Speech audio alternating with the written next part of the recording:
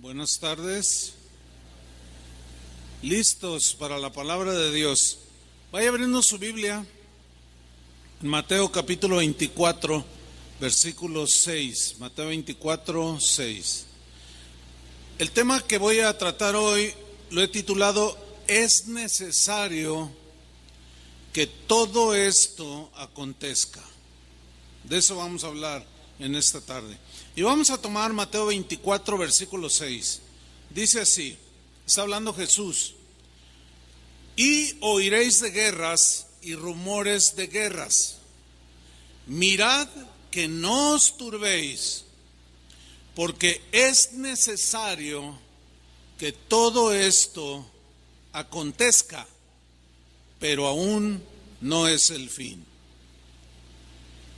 A nivel mundial, se ha levantado en los gobiernos de los países una tendencia a proponer y legislar y aprobar leyes que destruyen la familia, leyes que destruyen la moral y por consecuencia la vida de millones de personas, aunque ellos no lo alcanzan a ver de esa manera. En esta semana que acaba de terminar, alguien me hizo llegar un comunicado de unos hermanos que están convocando a los cristianos para que, el comunicado decía, para que levantemos la voz y vayamos y protestemos ante las cámaras de los diputados en los distintos estados para levantar la voz de desaprobación de esas leyes. Hay muchos países que ya legalizaron temas muy aberrantes como el aborto, por ejemplo, que la mujer es dueña de su cuerpo aunque el niño no tenga derecho alguno. El matrimonio entre personas del mismo sexo. Países como Alemania, Suecia, Holanda, España, Portugal, Dinamarca, Canadá, Estados Unidos, que son países del llamado primer mundo, o sea, países ricos, países con una educación muy elevada, pero con una moral que deja mucho que desear. Algunos países tercermundistas como Argentina, por ejemplo, ya aprobó el matrimonio entre personas del mismo sexo. En la Ciudad de México ya aprobaron, allí a nivel ciudad, el matrimonio entre personas del mismo sexo, y algunos otros países lo están ya tratando en las distintas cámaras. Están discutiendo para legalizar estas aberraciones. La adopción de niños por parejas homosexuales es otro tema de aprobar en distintos países. La legalización de la pederastia o pedofilia, es decir, las relaciones sexuales de un adulto con un niño. Cuando tuve la oportunidad de estar en Suecia, ahí salió una noticia de que en el Congreso sueco, ahí en Estocolmo, ya estaba en debate el aprobar, y creo que ya la aprobaron, una ley y han legalizado la pederastia. Es decir, el argumento de este tipo de personas que prefieren tener sexualidad con los niños es el mismo que usaron los homosexuales. Yo hago lo que quiero con mi cuerpo, a mí me gustan los hombres, a mí me gustan las mujeres, y ellos usaron el mismo argumento. Ellos dijeron, bueno, a mí me gustan los niños, y empezaron a discutirlo y lo metieron a la Cámara de Diputados, y hay otros países que están también legalizando estas leyes. La legalización del sexo con animales o zoofilia, que es otra aberración terrible, también está ya en la mesa ahí de discusión en muchos países. Y últimamente se ha hablado mucho sobre la ideología de género, que básicamente consiste, y esta ya está en debate en la Ciudad de México, que básicamente consiste en que los padres, los maestros, los tutores, no vamos a tener autoridad sobre nuestros hijos si ellos quieren cambiar de sexo. Si un niño de 5 años dice, pues yo quiero ser niña, ellos van a legislar para que se haga lo que el niño dice. Y el y el que viole o se oponga a este tipo de leyes están proponiendo una pena máxima de 12 años de cárcel para el que se interponga al deseo de un niño. Hágame usted el favor. Muchos se levantaron en los distintos países en los últimos años para protestar contra estas leyes que se aprobaron y pues no pasó nada. Ahí siguen esas leyes, están vigentes, están aprobadas, y surge una pregunta que es la siguiente: ¿acaso nosotros podemos de alguna manera impedir que todas estas cosas suceden? Pues es una buena pregunta, ¿no? Porque muchos protestaron, pero no pasó nada, porque no se ha entendido que esa gente quiere vivir así. Eso es lo que ellos escogieron hacer, vivir como están viviendo. En su libertad que ellos tienen de decisión, de elegir, ellos han escogido vivir bajo todas esas aberraciones, hacer lo que ellos les dé su gana. Y sin embargo, a pesar de las protestas en todos esos países, ahí están ya las leyes aprobadas. Entonces surgió esa pregunta cuando yo escuchaba y leía esa propuesta: ¿acaso podemos de alguna manera impedir que todas estas cosas sucedan? Incluso algunos predicadores han caído en el, pues, yo lo llamo un error, en culpar a la iglesia por no hacer nada para que esto no suceda. Esta es una declaración muy desafortunada, muy equivocada, porque lo único que está expresando es carencia de lectura y de leer con atención la enseñanza de Jesús. Porque si fuera la iglesia culpable de lo que sucede en el mundo, pues hágame usted el favor, no es así. La Biblia dice que cada quien es culpable de sus acciones. Y si el mundo decidió vivir así, ellos se darán cuenta. Nosotros hemos decidido ser cristianos, ¿sí o no? Entonces, si así fuera, entonces Abraham fue culpable por no hacer nada para que Dios no destruyera Sodoma y Gomorra. ¿Acaso Abraham es culpable de que Sodoma y Gomorra se hundiera en el pecado de la perversión sexual? Es obvio que Abraham no era culpable. Abraham discutió con Dios y le dijo: Señor, ¿cómo vas a destruir Sodoma y Gomorra? ¿Vas a destruir al justo con el injusto? Y empieza a dialogar allí, pues en su buen corazón. Y le dice: no, pues es que hay justos ahí, 50, ¿dónde están 50? Pues 40, 30, no quedaba más que Lot. Y así a medios chiles, como dicen por acá, medio sancochado Lot.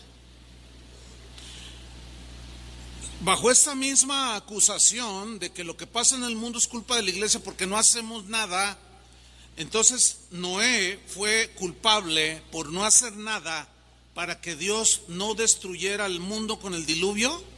Pues es obvio que no. Es el justo castigo a sus pecados, son los juicios de Dios hacia esas generaciones envueltas en el pecado. Mateo 24, versículo 6, que es el texto que tomamos, dice: mirad que no os turbéis, porque es necesario que todo esto acontezca, pero aún no es el fin. Ahora, para que nosotros podamos entender a qué se refirió Jesús con la frase que es necesario que todo esto acontezca, es muy importante que nosotros estudiemos el contexto del versículo. Acuérdense que cuando lean la Biblia, lean todo el pasaje completo. Cuando lean algún artículo que les mandan, algún pensamiento o un versículo, lean todo el capítulo para saber qué es lo que en realidad está diciendo, para no sacarlo del contexto y darle una mala interpretación. Por consiguiente, para entender a qué se refirió Jesús, que era necesario que sucedieran esas cosas, vamos a leer el contexto. Vamos a Mateo capítulo 24, versículo 1. Dice: cuando Jesús salió del templo y se iba, Se acercaron sus discípulos para mostrarle los edificios del templo. Así, con un poco de orgullo espiritual: mira, Señor, qué majestuosidad de templo, qué construcción donde adoramos a Dios. Y enseguida Jesús responde de la manera más inesperada para los discípulos y les dijo: ¿veis todo esto?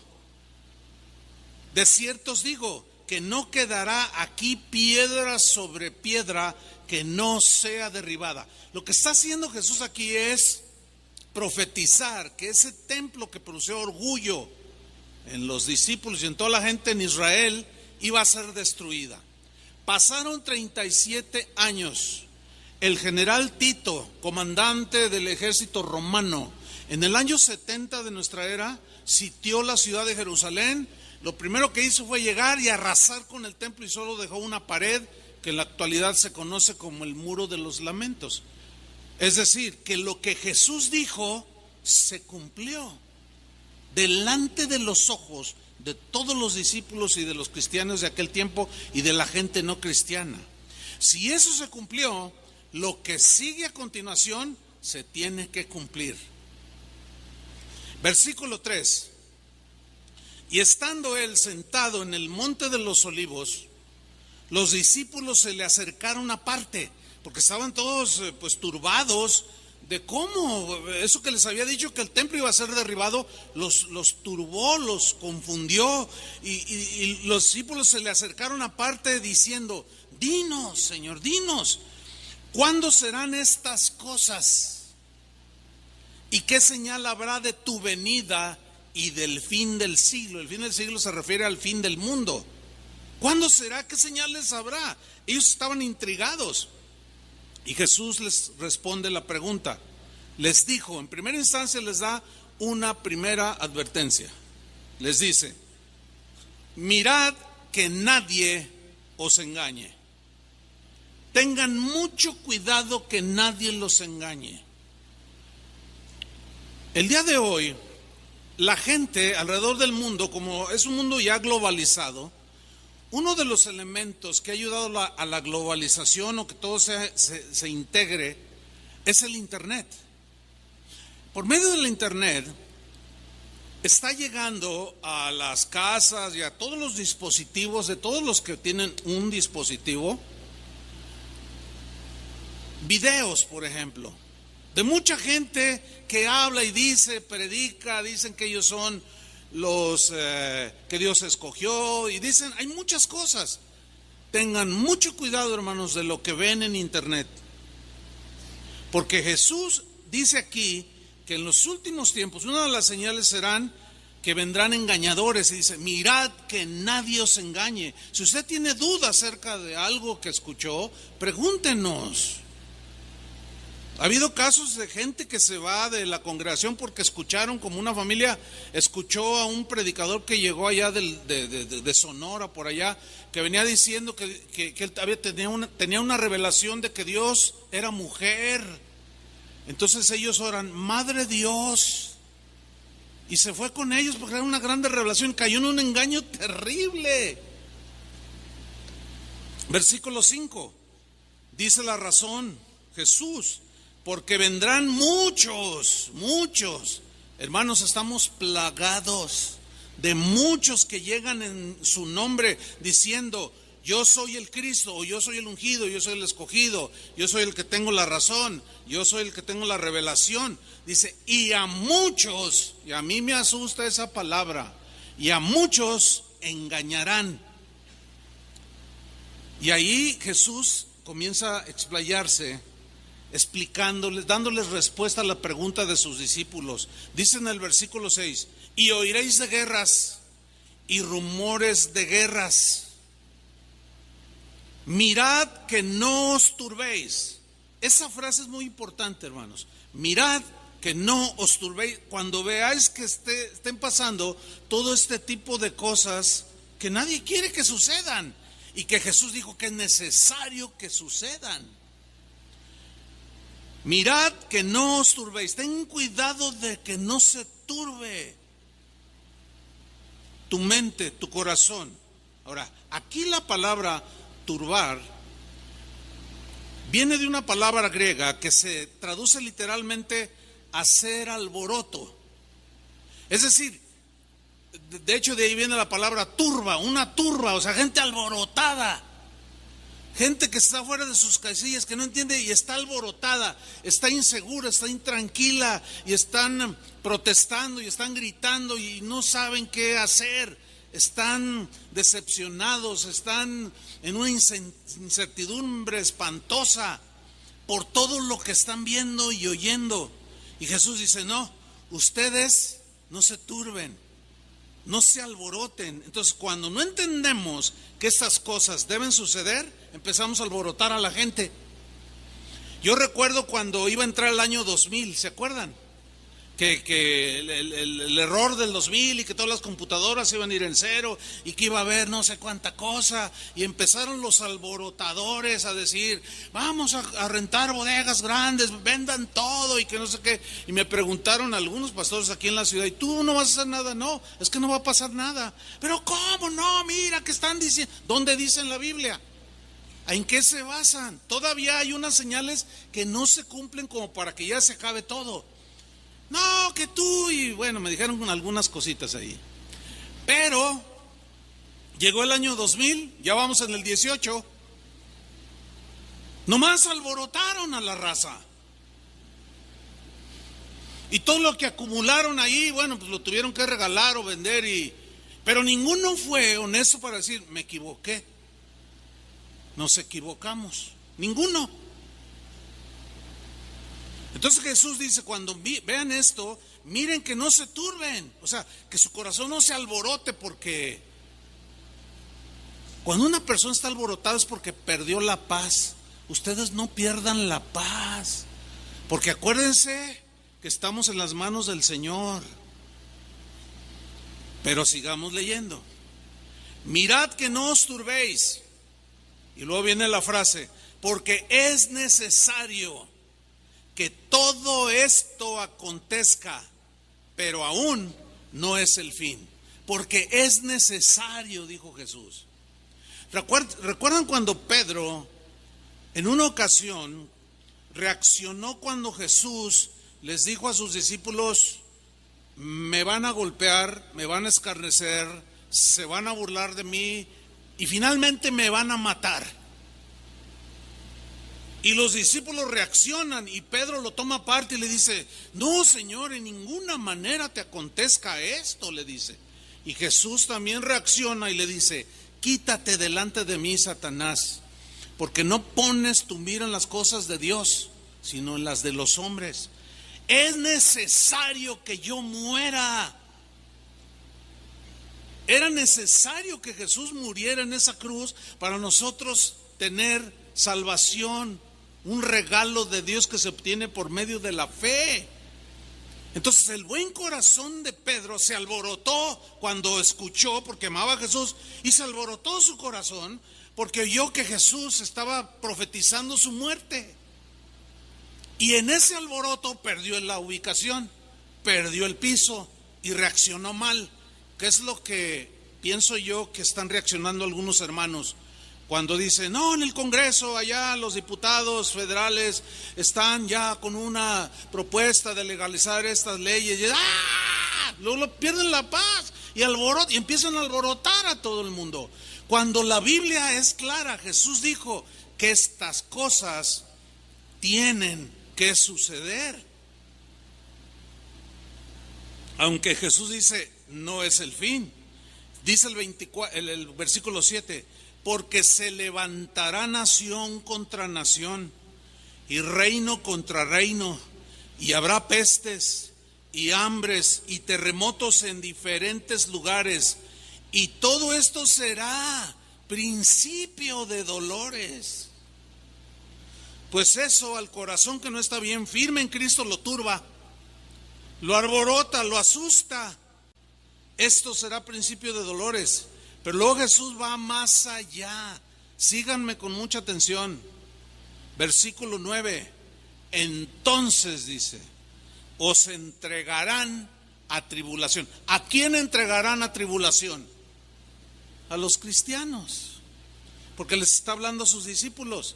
le están preguntando que qué señales habrá, cómo serán las cosas. Jesús les responde todas las calamidades que vendrán sobre este mundo pervertido. Y como nosotros, aunque estamos en el mundo, no somos del mundo, pero el hecho de ser humanos nos afecta el entorno como simples humanos, porque las decisiones que se tomen los políticos en los países nos afectan sí o sí, pero va a provocar tribulación en nuestros corazones, o sea, sufrimiento. Pero Jesús va más allá, dice, y os matarán. Eso ya está fuerte, ¿no? ¿Por qué? ¿Por qué entraremos en aflicción? ¿Por qué aún llegarán a matarnos? Hay pastores que ya han sido metidos en la cárcel en algunos países que yo mencioné por decir cosas desde el púlpito, porque ya está prohibido decir algo en contra de la ideología de géneros, en contra de todas esas leyes que están aprobando los distintos congresos. Os matarán, dice, y seréis aborrecidos de todas las gentes por causa de mi nombre. El nombre de Jesús implica toda su doctrina. Sígame con atención. La gente que no tiene a Dios, la gente del mundo, así la Biblia la menciona, la gente que es llevada por sus pasiones y deseos, esa gente tiene sus propios pensamientos, sus propias conductas, que son evidentemente muy distintas a las nuestras. Eso va a provocar un choque entre los que seguimos a Jesús y los que no lo siguen. Porque en el momento en que cualquiera de nosotros diga, yo no estoy de acuerdo con el matrimonio entre personas del mismo sexo, te van a tachar que eres un homofóbico, que eres un retrógrada, que eres un retrasado mental, que eres un medieval, que eres un bizarro, que eres de todo. Todo el mundo se va a burlar de ti, no va a faltar el acelerado, el agresivo, que te golpee, que te calumnie, que te diga cosas, y aún meterán a la cárcel y aún algunos asesinarán. Solamente porque no creemos como ellos creen. La libertad de expresión se va a morir. Se va a morir por causa de su nombre.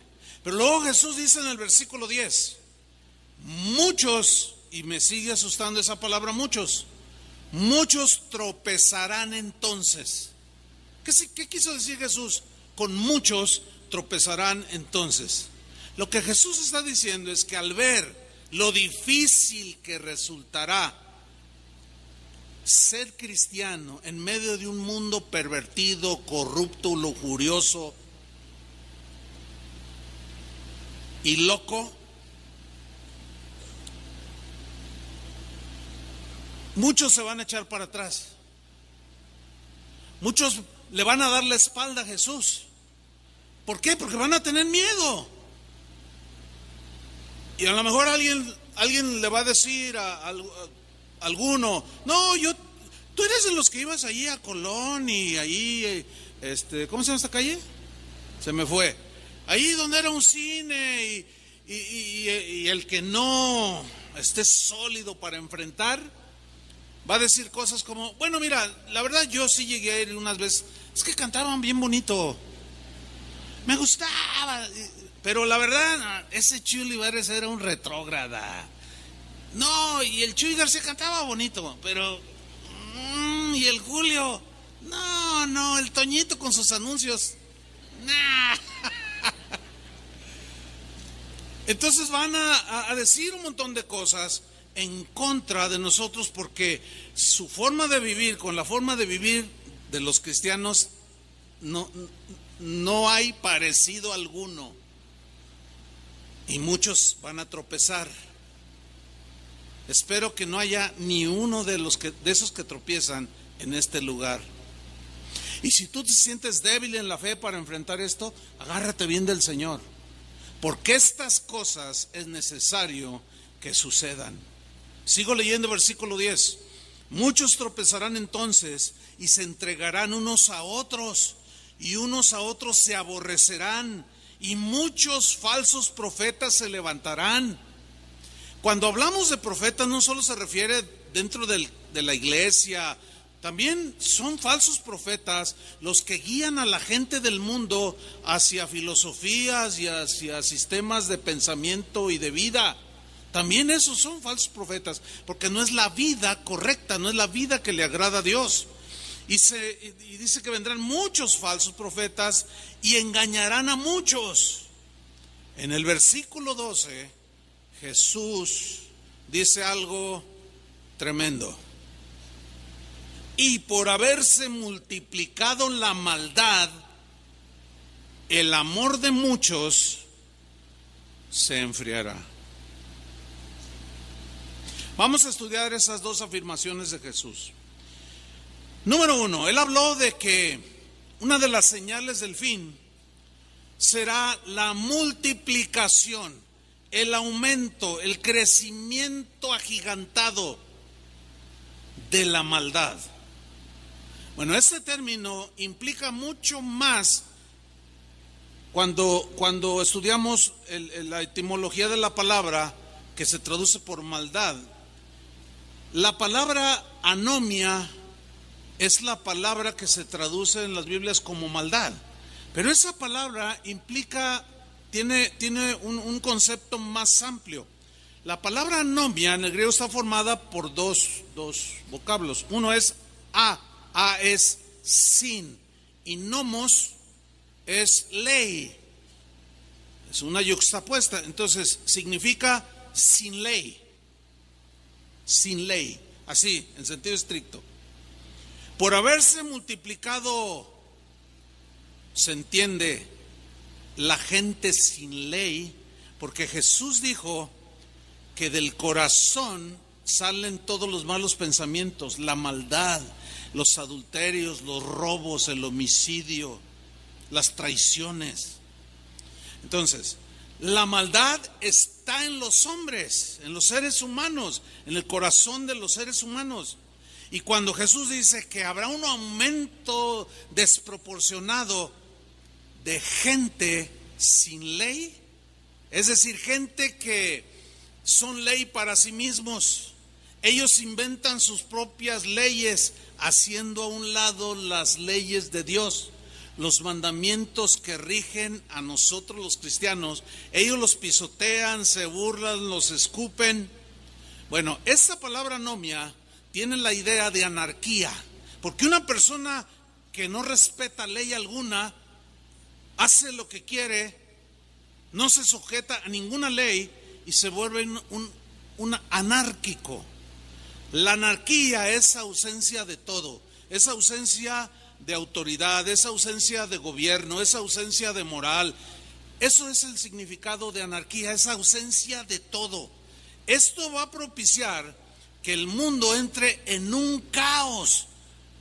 ¿Por qué en un caos? Por la anarquía que hay en las mentes de las personas que viven en este mundo, y al rechazar la ley de Dios y al inventar sus propias leyes. Oiga, ¿qué clase de leyes son las que permiten asesinar a un bebé y luego esos mismos legisladores hacen leyes para que no se extingan las ballenas? ¿Qué es más importante? ¿Qué es más valioso? Para ellos las ballenas. Le dan más cárcel a alguien que patea a un perro que a un esposo que golpea a la esposa. Tú dices, ¿cómo está el mundo? Está todo al revés. Lo que Jesús pues está diciendo aquí es que la gente de los últimos tiempos será gente sin leyes que los gobiernen, anárquicos. Vivirán en anarquía total, y debido a esa maldad, a esa anarquía, ellos vomitarán toda la maldad que hay en sus corazones. Por eso es que están ventilando leyes para que una mujer que no quiera ni hombre ni mujer se case con un perro y tenga relaciones sexuales con un animal. Sin palabras. Y eso la Biblia lo cataloga como todo lo que están tratando, lo cataloga como abominación delante de Dios. Va a llegar el tiempo en que no se va a poder hablar como yo estoy hablando ahorita. Me estoy aprovechando en lo que aceptan esa ley. Pero esta anarquía moral en las gentes va a desatar la maldad, pero va a correr como tsunami y va a arrastrar millones de personas. Los discípulos que estaban escuchando a Jesús lo entendieron. Cuando el apóstol Pablo se convirtió al cristianismo, Dios tenía un plan para él. Dios lo eligió para que fuera uno de sus apóstoles, y fue Pablo el que escribió el 50% del Nuevo Testamento. Esto es algo muy notable. Es decir, que el Espíritu Santo tuvo una influencia en su vida, dándole revelación de lo que hoy conocemos como algunas cartas del Nuevo Testamento, y le inspiró a que escribiera la palabra de Dios. Pablo entendió exactamente como Jesús lo dijo, entendió muy claro la enseñanza de Jesús, de que en los últimos tiempos iba a suceder así. Por eso él en una de esas cartas que escribió, dirigida a un joven pastor llamado Timoteo, le dijo en una segunda carta que le escribió, en el capítulo 3, versículo 1, le escribió las siguientes instrucciones. Ponga atención. Le dice en esa carta a Timoteo, también le dice, también debes saber esto. Todo pastor debe saber esto para poder dirigir. Pablo está dirigiendo, encauzando a un joven ministro. También debes saber esto, Timoteo, para que no te alborotes y no digas, ¿qué está pasando? Ay, estoy turbado, estoy alborotado porque no sé qué está pasando. También debes saber esto, que en los postreros días vendrán tiempos peligrosos. Estos son los postreros días, sin duda. Tiempos difíciles de vivir, tiempos difíciles de enfrentar. ¿Por qué? Por la gente sin ley, por toda la basura que están sacando, toda la basura que hay en sus corazones, que la están sacando y en forma de leyes nos las quieren imponer a todos los habitantes de este mundo. Serán tiempos peligrosos, hermanos, de enfrentar, de vivir. Dice el versículo 2, porque habrá hombres amadores de sí mismos. No hay nada peor que un egoísta. Habrá hombres amadores de sí mismos, avaros o amantes del dinero, vanagloriosos, soberbios, altivos, blasfemos. Se burlarán de las cosas de Dios, se burlarán de Dios mismo, pisotearán su palabra, la van a ridiculizar. A los cristianos también nos van a ridiculizar como gente tonta e ignorante, desobedientes a los padres, ingratos, no saben decir gracias, impíos, malos, sin afecto natural. Mire, ya en nuestra ciudad estamos viendo muchos rasgos de esto. Sin duda que usted sabe lo que ha acontecido durante estas últimas par de semanas aquí en la ciudad. Han asesinado, creo que ya van 5 indigentes, 5 personas que no tenían hogar, que vivían en la calle. Van a agarrar al tipo, tarde o temprano tienen que agarrar. Y casi...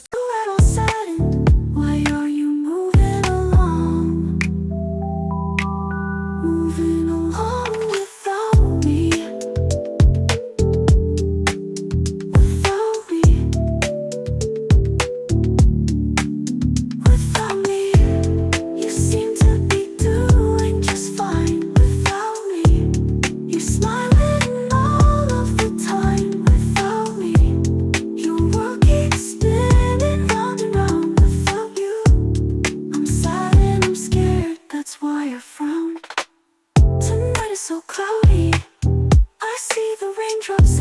sky, I'm trying to say howdy, but I don't even really know why. I try to reminisce on all the good times that we shared, but then I start to miss when you actually cared, when you cared about me. About me. Without me. Without me. You seem to be doing just fine. Without me. You're smiling all of the time. Without me. Your world keeps spinning round and round. Without you, I'm silent, I'm scared. That's why I frown.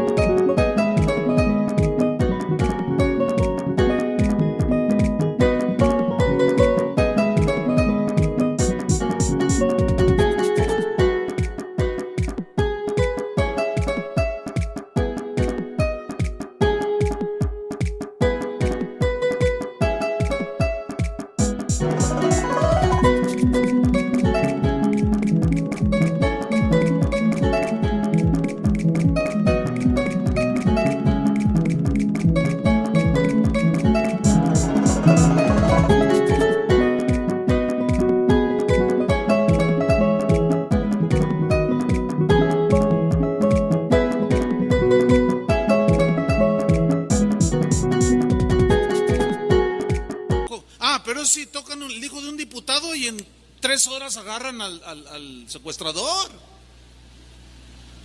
O sea, el afecto natural se ha perdido de tal manera que, bueno, a lo mejor usted ha visto casos así. Una señora que se cae, un auto que golpea a un anciano y no lo levanta nadie. No, es que llevo prisa. O sea, ya el afecto natural es un síntoma inequívoco de gente sin ley, ¿sí? El afecto, sin afecto natural, implacables, calumniadores, intemperantes, o que pierden el control fácilmente, crueles, aborrecedores de lo bueno, traidores, impetuosos, infatuados, amadores de los deleites más que de Dios. Qué fatalista se oye Pablo, ¿no? Algunos dicen, no, hay que hablarle a la gente mensajes bonitos, mensajes positivos. Qué mejor que hablar con la verdad, ¿están de acuerdo? Es mejor saber la verdad a que, como decimos acá en México, que nos doren la píldora. Bueno, por dorarles la píldora es que muchos, al estar viendo lo que hoy estamos presenciando en nuestro país, alborotan, porque no saben qué está pasando. Y en lugar de ir a la Biblia, agarren sus pancartas, se pongan una inscripción, no al aborto, no a la ideología de género, no a esto, y vayan y griten y digan que no estamos de acuerdo. ¿Será esa la manera en que nosotros debemos enfrentar? Yo les pregunto. Pero en el versículo 5 viene algo que nos debe preocupar, porque Pablo, después de describir a toda esta gente que Jesús está hablando, que por haberse multiplicado la maldad en los seres humanos, vendrá todo este tsunami de gente terrible. Dice el versículo 5 que algunos se disfrazarán como que aman a Dios. se introducirán entre nosotros, porque dice que tendrán apariencia de piedad. Parecerá como gente buena que ama a Dios, que sigue a Dios, pero sus ideas, su mensaje y su vida nada tiene que ver con la vida cristiana. Tendrán apariencia de piedad, pero negarán la eficacia de ella. Dice, a estos evítalos, no tengas que ver nada con ellos, evádelos. Ese hecho o esa instrucción que le fue dada a Pablo por el Espíritu Santo nos va a provocar rechazo. ¿Por qué? Porque no podemos congeniar con ellos. Una vez alguien, así en una plática sin importancia, me dijo, ay pastor, dice, pues yo le decía, oye, pues mira, cuando hay reuniones de matrimonios, pues para que conozcas a otras personas conmigo, ay no, pastor, dice, a mí no me gusta mucho. Mire, yo le voy a decir la verdad, pero mis mejores amigos no son cristianos. Y yo me le quedé mirando y le dije, ¿de verdad tus mejores amigos no son cristianos? Me dice, sí. Le digo, algo anda muy mal. ¿Por qué estás tan compaginado con ellos y llegas a decir que los que no son de Dios son tus mejores amigos? ¿No será que estás haciendo exactamente lo mismo? Porque en el momento en que tú vives como un cristiano, hay un rechazo natural de esa gente sin ley, de esos anarquistas. Hay un rechazo natural. Entonces, cuando alguien dice algo como eso, es porque algo anda mal en su vida, en su conducta. No hablarás como ellos, no te conducirás como ellos, no harás tus negocios como ellos, por eso son tus mejores amigos. Hay que evitar esto. Ahora, tenemos que alejarnos totalmente de Dios. No, tenemos que tener contactos porque estamos en este mundo. Jesús dijo, Señor, guárdalos. Dice, yo los he enviado al mundo, aunque ellos no son del mundo, pero guárdalos. ¿Por qué? Guárdalos de la maldad de la gente de este mundo.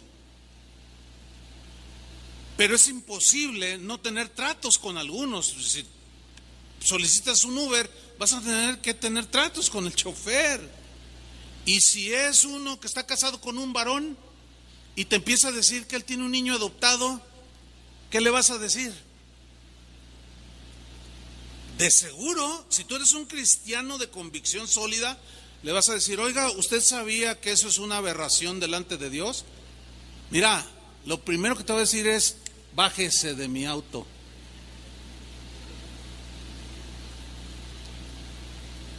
Y allí es donde se generan los problemas. En el versículo 10 le dice, pero tú has seguido mi doctrina, conducta, propósito, fe, longanimidad, amor, paciencia, persecuciones, padecimientos, como los que me sobrevinieron en Antioquía, en Iconio, en Listra, persecuciones que he sufrido, o sea, por causa del Evangelio y por causa de Jesús, y de todas me ha librado el Señor. Hasta ese momento él tenía vida. Sabemos que finalmente fue ejecutado por su mensaje, por oponerse al sistema de vida de la gente de ese tiempo, porque el Evangelio denuncia las conductas abominables delante de Dios. Y finalmente Pablo, como Pedro y muchos de los discípulos, prácticamente todos murieron, algunos decapitados, otros traspasados con espada. Finalmente murió. En ese momento él dijo, yo he tenido persecución, hasta ahora me ha librado el Señor. Pero llegó un día en que Pablo era insoportable para la gente anárquica, sin ley de este mundo. Y el emperador romano ordenó ejecutarlo. Y luego en el versículo 12 dice, y también todos los que quieren vivir piadosamente en Cristo Jesús. ¿Cuántos quieren vivir piadosamente? ¿Qué significa vivir piadosamente? Obedeciendo su palabra, no moldeándonos a los pensamientos ni a las conductas de este mundo. Eso va a causar muchos problemas, hermanos. Cuando mis hijos estaban pequeños, cuando se celebraba, por ejemplo, el Día de Muertos, todas esas cosas, ustedes saben, esas celebraciones, yo iba y hablaba con la directora del kinder o de la primaria, y yo le decía al Señor, dame sabiduría para saber cómo decírselo, de que no voy a atraer a mis hijos a esa celebración porque no creemos en eso, en la invocación de muertos, todo ese asunto, ¿no? No hay tiempo para explicar ahorita. Y mi esposa y yo íbamos y hablábamos y nos miraban así como si fuéramos bichos raros. ¿Cómo? No, nosotros no creemos ni en las festividades esas de Halloween, ni mucho menos en los altares de muertos, porque en la SEP instituyó que es obligatorio en las escuelas hacer los altares a los muertos. Entonces los maestros que son cristianos tienen problemas porque, y bueno, algunos suelen enfermarse. Bueno, de alguna manera evadieron. Y total enfrentábamos eso, pero nos miraban con ojos así como de... Entonces le digo, bueno, mire, si usted le da permiso de faltar o no los traemos, pero pierden puntos, no le hace. Pues eso generaba miradas así como... Este señor no se ve tan retrógrada, pero es un retrógrada. Este hombre es un antimexicano. Si esa es una costumbre mexicana al 100%. ¡Viva México! Por eso está muerto México, por eso muchas cosas. Y genera persecución. ¿Quieres vivir piadosamente en Cristo? Sufrirás persecución, malas miradas, descalificaciones. Y luego dice en el versículo 13, mas los malos hombres y los engañadores irán de mal en peor, engañando y siendo engañados. Si ustedes tienen algún tiempo, no sé, o sea, hay gente que tiene aquí 20 años, 15 años, pero yo a través de lo que es Casa de Oración todos estos años, he dicho esta frase en repetidas ocasiones, sobre todo en estos, cuando está terminando un año. Lo que digo es esto: el mundo no va a mejorar, se va a poner peor.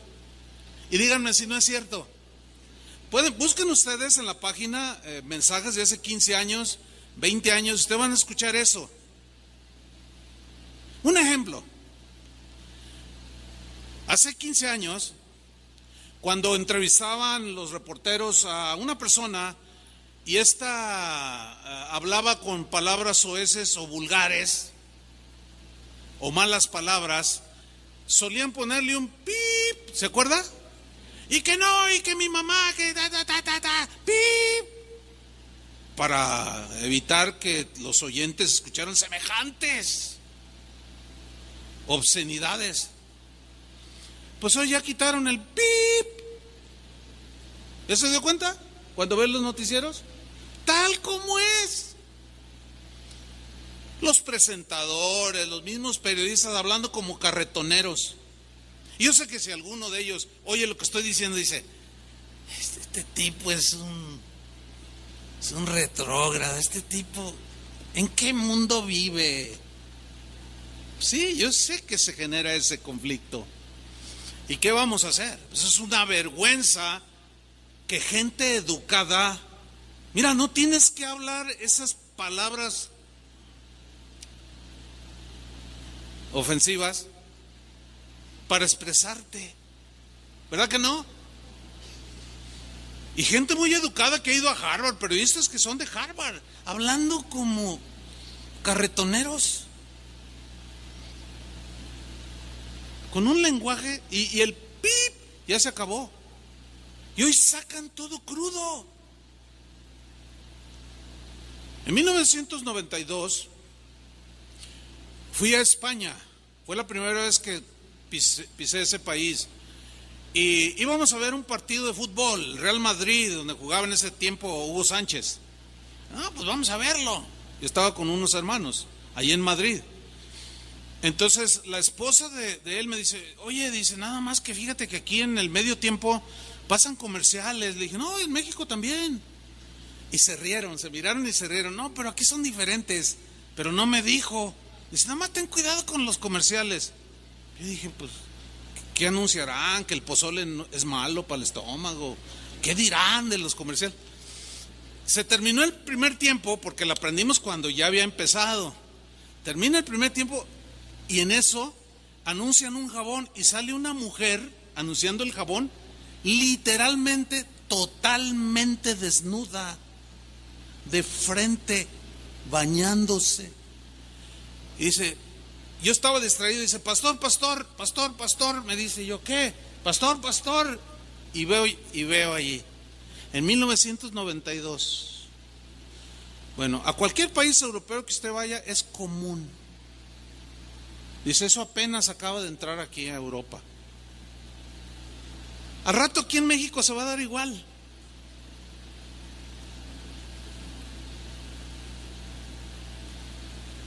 Mas los malos hombres y los engañadores irán de mal en peor, engañando y siendo engañados. El mundo no va a mejorar, hermanos. No va a mejorar. Se va a poner peor el asunto. Entonces, ¿acaso podemos nosotros impedir que sucedan las cosas que Jesús dijo que iban a suceder? Creo que no. Entonces, ¿qué vamos a hacer? Hay una respuesta en la Biblia. Pero vamos sobre la segunda frase que Jesús enseñó. Y por haberse multiplicado la maldad, el amor de muchos se enfriará. Sigue asustándome la palabra muchos. Aquí los muchos que se van a enfriar, ¿quiénes son? ¿Quiénes son los muchos que se enfriarán? Díganlo fuerte.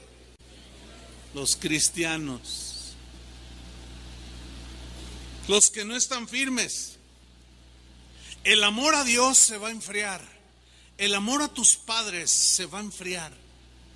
Los vas a terminar tirando en un asilo para ancianos. El amor entre esposos se va a enfriar. El amor al necesitado, el amor entre hermanos, pero sobre todo el amor a Dios se va a enfriar, se va a perder. El amor de muchos se enfriará. Esa palabra enfriar en el griego da la idea de soplar para enfriar. Es como si tú tienes un plato, un caldo de pollo hirviendo y está caliente. Tú, de seguro todos hemos hecho esto. Tomas la cuchara y está muy caliente, ¿y qué hacemos? Soplamos. Anoche me dice mi esposa, ¿qué quieres de cenar? Tengo esto. Le digo, fíjate que se me antoja un chocolate. Y cuando lo subió, estaba bien caliente. Y a mí las cosas muy calientes no me cuesta trabajo comerlas. Entonces, este mensaje lo di anoche. Y después de predicar, fui a mi casa y mi esposa me ha dado el chocolate y yo empiezo a soplar. ¿Para qué?